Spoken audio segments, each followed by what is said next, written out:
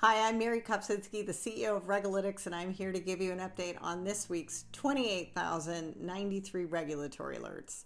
The regulator of the week is the SEC because they're celebrating their 90th birthday. Happy birthday, SEC. Isn't that amazing?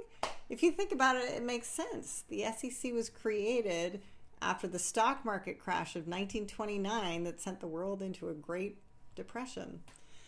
The SEC was created in 1934 with a three-part mission, which was to protect investors, maintain fair, orderly, and efficient markets, and facilitate capital formation.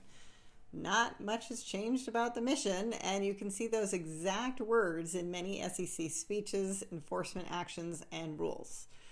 And sometimes when I feel like the world is falling apart, I just take a look back in history and I can see that we've weathered many storms, and I do hope we continue to weather them. The topic of this week, interestingly, is telehealth. Colorado passed 2 laws related to telehealth, and Michigan passed 4 laws having to do with telehealth. Colorado is allowing out-of-state providers to service Colorado, provided they register with the appropriate authorities. Michigan is requiring insurance companies to insure telehealth services in the same way as in-person services. It is also prohibiting anyone from requiring face-to-face contact between healthcare professionals and patients for services that can be appropriately provided through telemedicine. The services are going to be provided by licensed professionals in the state where the patient is located. Michigan also expanded its Social Welfare Act to include telemedicine as a formal medical assistance program.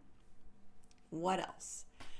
FINRA put out an interesting study where they asked people if they're more likely to trust a financial advisor or an AI-generated advisor.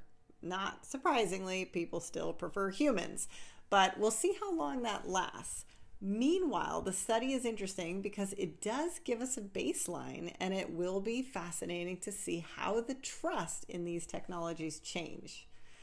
One of the other things I love about using RegAlytics is because I have time to shape where the regulators are going to go on certain issues. So for example, the U.S. Patent and Trademark Office is reopening the comment period for people to provide feedback on how the USPTO should analyze inventorship issues in relation to artificial intelligence.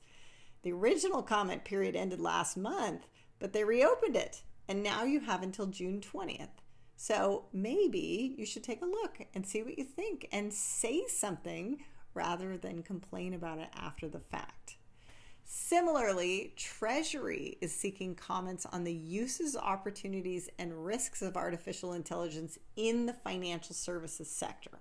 The document outlines their specific questions, including potential benefits and risks, oversight of AI, fair lending, data privacy, fraud, illicit finance, insurance, and third-party risks.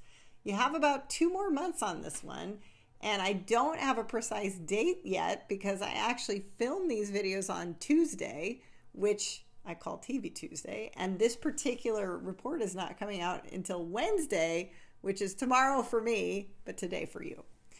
And we at RegAlytics actually gather our federal alerts from the Public Inspection Report, which is essentially the preview of the rules before they come out in the Federal Register in the coming days.